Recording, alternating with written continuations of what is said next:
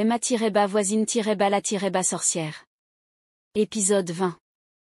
Je continuais à garder cette amertume au fond de mon cœur, je n'arrivais pas à passer outre ce qu'on m'avait fait, ces personnes m'avaient fait énormément de mal, si je laissais ça passer, qui sera le prochain ou la prochaine à subir les foudres de leur méchanceté sans pareil?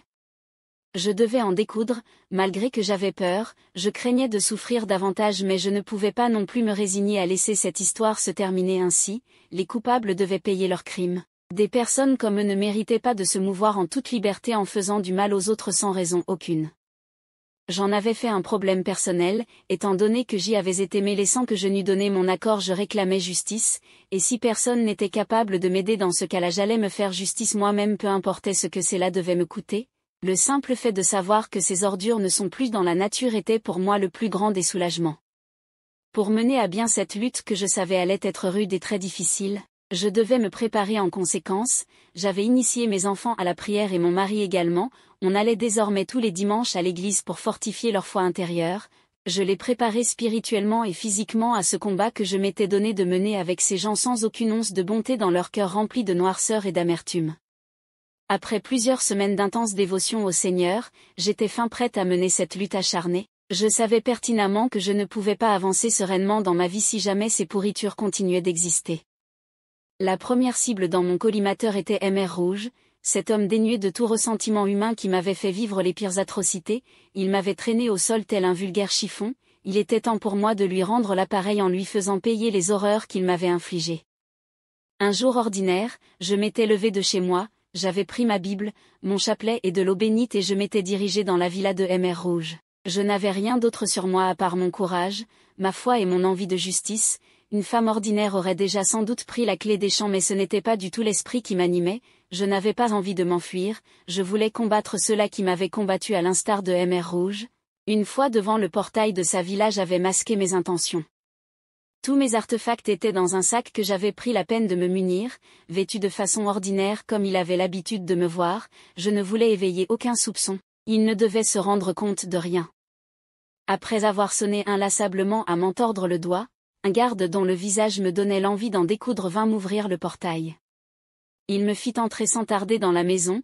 Dès que je passa le seuil de la porte, je vis ses gardes autour de lui, tous vêtus pareillement de rouge et de noir, et lui au centre sur son sofa en cuir massif fumait un cigare. C'était l'image parfaite d'une troupe de sectaires.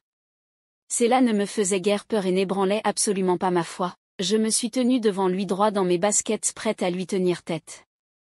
Mr Rouge, alors comme ça tu as décidé de revenir? Yolande, oui, pourquoi?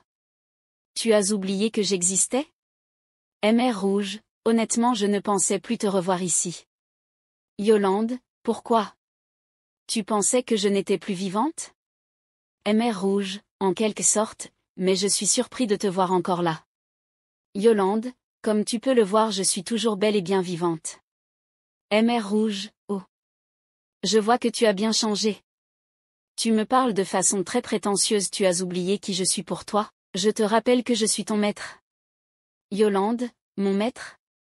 Je n'en ai qu'un seul et ce n'est sûrement pas toi. Mr Rouge, attends, qu'est-ce que tu veux? Quelles sont tes intentions quand tu viens te placer devant moi et tu essaies de me prendre de haut? Yolande, je suis venue me venger, oui, je suis venue en finir avec toi. Et lorsque j'ai dit ça, Mr Rouge et ses sbires se sont mis à rire comme des fous, comme si j'avais dit une blague amusante. Mr Rouge, te venger? Merci de m'avoir fait autant rire, je ne t'imaginais pas si drôle. Mais si telle est vraiment ton ambition, je suis désolée pour toi ma pauvre, mais tu ne sortiras pas d'ici vivante. Yolande, rira bien qui rira le dernier.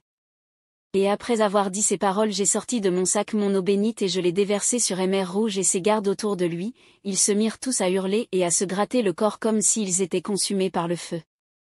J'ai sorti ma Bible et je me suis mise à invoquer le Seigneur et des paroles bibliques. Je priais avec beaucoup de ferveur et je pouvais voir Mr Rouge qui essayait de se dérober et s'enfuir comme si de rien n'était. J'ai persisté sur lui et je me suis agrippée à lui avec mon chapelet posé sur son front, j'invoquais le Seigneur. Et d'un coup la lumière s'était éteinte dans la pièce et tout était devenu obscur, je ne voyais plus rien et j'ai à ce moment-là baisé ma garde et j'ai ressenti venu de nulle part des coups atroces. J'étais frappée de part et d'autre par des mains invisibles et à un moment donné, sentant mon corps faillir, j'ai pris mon eau bénite et je l'ai déversée sur moi. Instantanément ils se sont arrêtés de me frapper mais je continuais à entendre des bruits dans la pièce. Soudainement dehors le bruit du moteur retentissait, Monsieur Rouge essayait de s'enfuir et je ne pouvais pas le laisser m'échapper ainsi des mains, je me suis mise à courir pour sortir de la pièce en me heurtant à certains corps inertes sur le sol.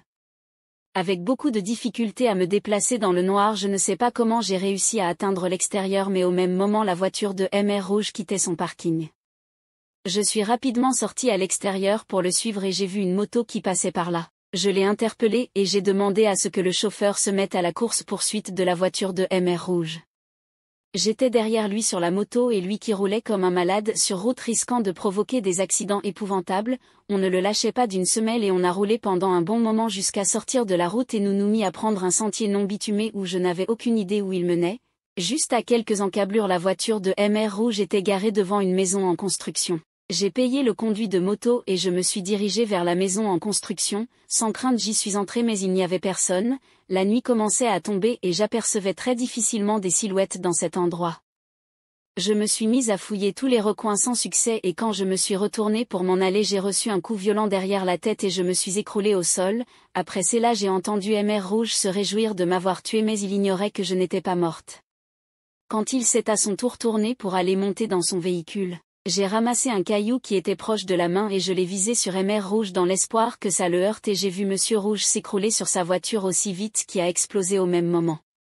Je voyais cette scène comme un film hollywoodien mais elle était bien réelle, il s'agissait d'un miracle qui venait de s'opérer devant moi, cet horrible méchant n'avait eu que ce qu'il méritait.